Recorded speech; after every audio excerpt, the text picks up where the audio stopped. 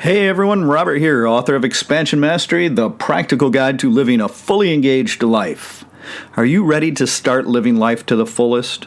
Are you ready and willing to transform yourself and your life from ordinary to extraordinary? Then let's get to it. Welcome, my friends, to the Fully Engaged Life.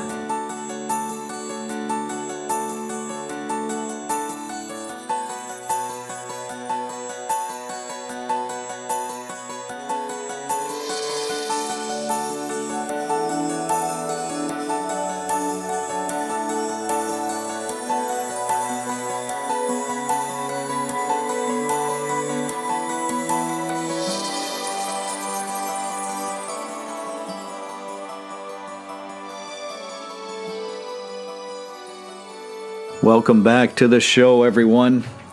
In today's episode, I would like to address a topic that I know is on everyone's mind, or at least in the back of your mind, and this is understanding your purpose in life, right? Life purpose, why we're here, who we are, all of that. Those are like the fundamental questions that a human asks themselves. And the Japanese have a term for this, which is called Ikigai. And Ikigai is a concept that is basically referring to one's reason for being or your reason for living. It's basically your life purpose. This is an interesting way to seek and find your life purpose using this map that they've created. And even with this map that they've formulated, they still realize that finding it requires a deep sense of self-exploration and self-reflection. You have to learn to inquire. You have to ask questions of yourself, of your own heart, and then be able to listen to the honest answer. And that can be very challenging. Ikigai is that thing that motivates us to rise each and every morning and joyfully embrace the day. It's the thing we live for. I'm choosing to address this topic at this time because an increasing amount of people seem to have either lost their way in the world, they've lost the reason for getting up each morning, or they're simply unable to find it. And I see this becoming more and more of an epidemic as the mind and the ego continue to inflate to unsustainable levels. So I would like to help people find their way in life. And we're going to use this model of Ikigai to do that. I've made it a point to always inquire with others, friends, family, acquaintances, as to what they love to do in life. What is your purpose? What are you doing? Hey, what is it you love to do? What's your hobby? What's your thing? And almost everyone today says they don't know. And that is so sad. They have nothing to be passionate about. They don't know their purpose, their place in life. And this is why so many people feel lost. This is why we have an epidemic of suicides that are on the increase to an absolutely dramatic degree. We have increases in depression, anger, general discontent. These are all symptoms. These symptoms all seem to fade away when we're in tune with our purpose in life. So let's go ahead and start breaking down this formula, this map, if you will, of the idea of Ikigai in order to understand the process of discovering and embracing our life purpose. You see, when you're living a fully engaged life, you have discovered your Ikigai. You have an understanding, a deep sense of connection to your life purpose. And, it may take a little work, it may take some time, but you are actively stepping in that direction of fulfilling that life purpose and making that everything you do, right? One idea of this could be to live what you love, right? Or to love what you do and those sorts of things. It's all referring to this. So we've heard this a lot, but let's take a look at a formula that can actually help us discover it in case we haven't been able to do that yet. So in the first phase, the outer circle, we have 4 areas. And the first of these is referring to the thing that you most love to do. And the vast majority of the time I ask anyone, what is it you love to do? I hear the same thing. Oh, I don't know. I don't really love to do anything, I guess. This is so disheartening. It's so sad. We are all supposed to meant to be passionate about something. We're here to do something special, something unique to us, something that we can do a little bit better than anybody else, at least in our own way, because it's not about competition. It's just about discovering who we are and sharing that with the world, because that is the best we have to offer. So at this stage, you can sit in contemplation and you ask yourself the question, what is it that I love to do more than anything? What is it that when I'm doing it, I lose all sense of time? Time just gets away from me. What is that thing? Ask yourself that question. If consciously you're unaware, unconsciously, you probably have the answer hidden away. So what you want to do is just sit in quiet contemplation, ask that of your heart, and then just be with that question. Just allow it to set. Don't try and force an answer. Just allow it to percolate there inside you a little bit and watch the answer come to the surface. Now, first, it may be something that surprises you, and your first instinct is to think, oh, no, that possibly can't be it. But you might be surprised. It may not be it in the way that you currently perceive it to be, but it could be some form of that. So this is how you get to it. It's just asking yourself that question and being willing and capable of hearing the honest answer. The answer will come because you ask yourself, you have to answer. Again, who are you actually asking? Not the mind, right? We want to quiet the mind. And it is yourself, your own spirit, that is going to give you the answer, because it's there guiding you towards your Ikigai all the time. And if you haven't tuned into the previous episode, I would strongly recommend doing so you get a little bit deeper understanding of that. So this is what you do. That's all you have to do. I mean, you can sit and write notes and everything, but while you're writing, you're actually engaging the process of thought, of thinking. You've got the analytic mind going. That's why those things may or may not work. For some people, I guess they work okay. For the majority of people, no, because this is something deeper. So what you want to do is pose that question to your true self, your spirit, and then just sit patiently. Try to keep the mind still and quiet and wait for an answer. It'll come up. It'll all of a sudden just like pop into your head, and all of a sudden you'll have something. And then don't argue it. Write it down. Because, like I said, it may come in a slightly different form than what you think it is right now. The second thing in this outer circle is the thing that you could get paid to do. In other words, we have to get paid for it because we have to eat, we have to pay bills, we have to do things. This isn't being materialistic, it's just common sense. In order to enjoy life, we need to be able to have the finances to do so. So we have to find that thing that we could possibly get paid to do. It's work, right? Everybody has to work. We have to do something. And this is what we're trying to find. This is the opposite of just sitting back and getting government handouts, right? This is what we know that we could do, and people would be willing to pay for it because it provides value. The third thing is the thing that you're good at. What's something that you're just naturally good at? Something that people compliment you on, something that you know you're good at, maybe something that people have paid you for in the past, or paid you compliments on, or told you they wished they had that ability or talent or skill, right? What is that thing? What is that thing you're good at? Everybody's good at something. If you're doing anything at all in life, unless you're sitting in front of your computer screen all the time or your television, right, and just throwing your life away, you're out there doing something that you're good at. What is it? Reflect upon that. See, all of these outer four are just contemplation. Just sit and ask that question of your own heart, and the answer will present itself.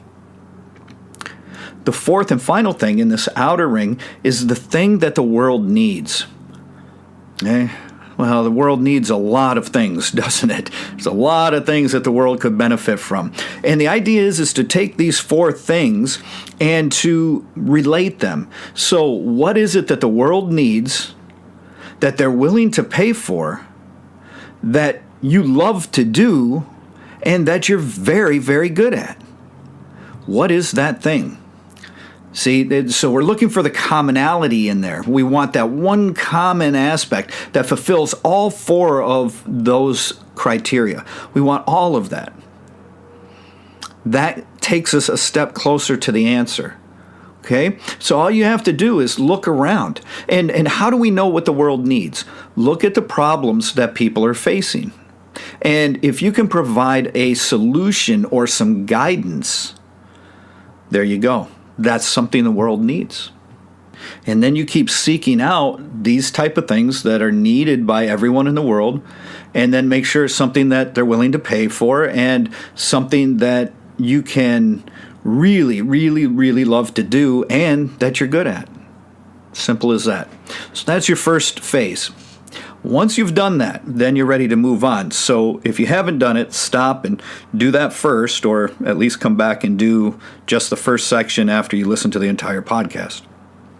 So you don't want to put too much on your plate, because then it becomes very cloudy, very difficult. You get very confused. Okay? Ask yourself each one of these questions one at a time, and then make sure and find, if you get one answer, more than one answer, find the commonality in those answers. All right, so let's go a bit deeper, and as we go a bit deeper, we're going to move into the second phase. Now, the second phase is discovering your passion. What is it in life that you are passionate about? Again, I ask people this, and they say they don't know.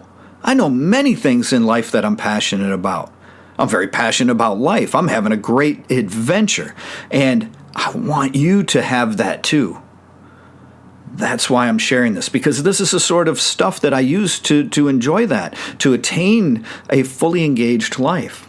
So what is your passion? What is it in life that you are just deeply passionate about? That thing that really gets you going. Now, we want to look at a profession. How can we take that we are passionate about and turn it into a profession? Maybe it's an already existing profession. Maybe it isn't. Maybe we're going to start some sort of new thing or something with a new twist, right? People are being incredibly innovative out there, and there's all kinds of new stuff going on. We're not trying to invent the wheel. We're trying to be ourselves. So don't be afraid to think outside of the box a little bit here. And then the next thing, the third part of this, is your purpose, right? Again, discover your purpose. What are you here to do? Well, you're here to do something you love that can allow you to get a paycheck, something that you're just naturally good at. You came here with something. You've got some sort of skill or talent. Hey, what is it? And then it's something that will benefit the world as well. See, we're always in service of others, and you can't go wrong with that. So then, what is it you're passionate about? What is it that could become a profession? What is it that could be your purpose? That you would say, yeah, this is why I'm here. This is what I'm here to share with the world. This is the value that I have that others can benefit from. And then the fourth one in this set is your vocation. You know, that inner drive or feeling for what you'd like to have as your life's work. What is it that is your legacy? What is it that you would love to do in the morning? It's very interesting because my wife and I traveled to Japan a lot. We travel all over the world a lot, but we traveled to Japan, and up in the mountains one time on Tokugashi, we were at a small inn there. Actually, it was a very nice inn, and it was just run by this little old lady. She was the sweetest lady you ever heard, and she was spunky. She had us laughing so much. She had a great sense of humor, and she was stern, and yet, oh my goodness, she is an amazing cook. And this small inn was just immaculately clean. Wonderful stay. And she was just a beautiful, beautiful person. And see, this is her life purpose, is to run that inn. She's there all by herself. She's a widow. And she's there by herself just running this inn. And she'll run that inn until she passes away. There's another little tiny old lady that runs a shop in the small town of Tokugashi, and it's just a little souvenir shop on the corner there. And she's usually not at the counter. She's in the back, sitting down, watching television. So you have to ring the bell or get her attention. And she's more than happy to come out. She's not trying to ignore customers. She's got to be like 100 years old or more. And she's just this little tiny old lady, hardly move around and everything. But damn, if she isn't still running that store. You know, that's her life's work. That's what she does. And it's incredible. She does it well. She's got cool souvenirs. It's a great little shop. So see, everybody has to have this. Everybody has to find that thing that we want to be our life's work, that we're happy getting up and doing every single day of our life, that makes our life a joy because we get up to do it. Right? So for these four, we want to find something that we can do every day that will blend our profession with our purpose and our passion. We have to find the commonality of these four things.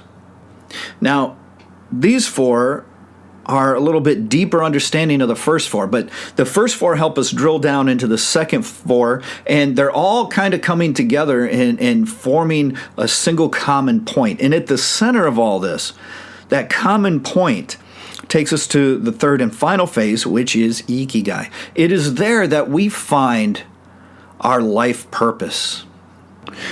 Through the use of this roadmap of sorts for Ikigai, we're able to ask ourselves the correct and pertinent questions.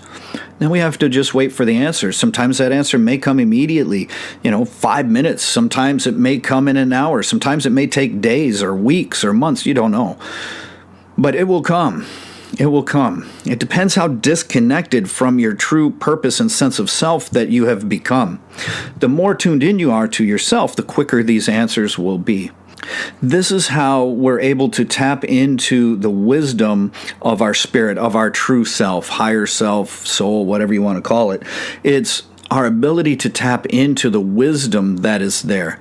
Because if we look at it in terms of spirit, our spirit already knows why we decided to come here and what our life purpose is. And when we're able to reconnect to that sense of self, of ourself, we instantly know these things. We don't need some external person or thing to tell us, right? We don't need to roll chicken bones or dice or go under hypnosis or some other silly thing. We already have the wisdom. We know the answers. The answers are within us. All we have to do is access them. And it's easier than you think. The problem is, the thing that blocks us from doing it is just that. We think. If we can sit and ask this question of ourself to our heart, focus the question at your heart, because that's the gateway to the soul, right? The seat of the soul. And then just quiet the mind. Stop the thoughts and all the other stuff that's going on in your head long enough for the Spirit to give you the answer, long enough for the wisdom to come through. That's what you're trying to attain here. That's how you get in touch with this. And we use this sort of introspection and stilling of the mind to be able to get a true and honest answer for these things. Now, a lot of times the problem is the answer isn't what people want to hear. And that is a problem, because then you're in direct opposition to yourself and your purpose. So when you hear it, if it's something that seems a little bit off or surprising to you, just sit on it for a while and realize that maybe it's going to come about in a way that you don't really see clearly yet. Maybe it's going to be a little different than what you think. Maybe you're going to put your own unique spin on it. This is a definite possibility. We don't need a whole bunch of people reinventing the same thing. What we need is new and innovative things. We need things that answer the call for what people need in the world today. And it's not difficult to find out what that is. Just listen to all the complaints of the people. Just listen to people around you as they complain. They're giving you information. They're giving you an idea of what they need. They need a solution to that. That's why they're complaining. If they didn't have a problem, then they wouldn't be complaining about it, right? So what they need is a solution. Maybe you're the one that's able to provide the solution they're looking for. And maybe that solution doesn't even exist right now. They're waiting for you to find it so they can become happy. And in the process, you discover your purpose and you become happy. So if you're unclear as to your purpose in life, that thing you enjoy, those things you enjoy, doesn't have to be a one single thing. You can use this process to discover that or rediscover that. And in the process, you're probably going to end up reinventing yourself, just as I did. That can take courage. It takes courage. You have to be bold to go after your life purpose, to fulfill the reason you're here, to make your life worthwhile, to make sure that when you open your eyes every morning that you are thrilled to get out of bed. You can't wait to get at it. You can't wait to engage your work in the day. Your work is no longer considered work because you enjoy doing it so much. Imagine that. Imagine if you could get paid a good wage so you could enjoy a good life for doing what you love and benefiting all kinds of people. I usually refer to that as a win-win-win situation. Everyone wins. Can you imagine for just a moment if we were better at this as a whole, as a collective of humanity? If we were able to discover our purposes, can you imagine how incredible this world would be if everybody was constantly coming up with ways to solve problems for people and add benefit to the world and help others, and at the same time absolutely love their life and what they're doing? The happiness that would reign throughout the world would be amazing. Everyone would have this feeling of fulfillment and contentment, happiness, joy. And because of that, we would be able to experience far more love in this world than is currently available. So there it is. The idea of Ikigai is a fairly simple concept. You just have to execute it. You have to get in there and work with it and be willing to dedicate yourself to it and receive the answers honestly, whether you understand them, whether you even agree with them or not. You have to understand them and accept them as the truth, because that's what you're, in essence, telling yourself that you're here to do. But chances are, there's something deep in your mind that has this ring of truth to it. That deep in your mind somewhere, you know that's what it is. You're just not sure how to bring it out.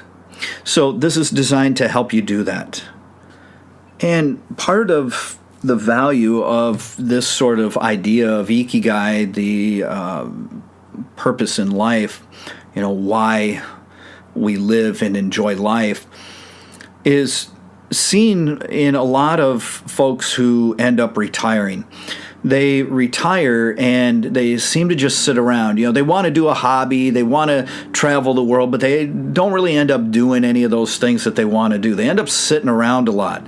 And it's because they have no reason to get out of bed in the morning. They have no reason to get up. They don't feel a sense of self-worth anymore. And they end up passing away at an early age, a quicker age, because of this. See, this is believed to be a factor in our longevity. If we love what we're doing and we're excited to get up each morning and engage what we're doing as a profession, as our purpose, as our passion, then we have a tendency to live longer. Are you catching the correlation between a sense of appreciation and joy and the ability to live a longer life? I hope so. This is why I created the Appreciation Mastery Program. Yeah, who would have thought that it could aid in the possible longevity of your lifespan, huh? But it's proven that people that are happier, that are holding this sense of appreciation for their life, that love their life, love who they're with, love where they live, they love what they're doing, they live longer. And why not?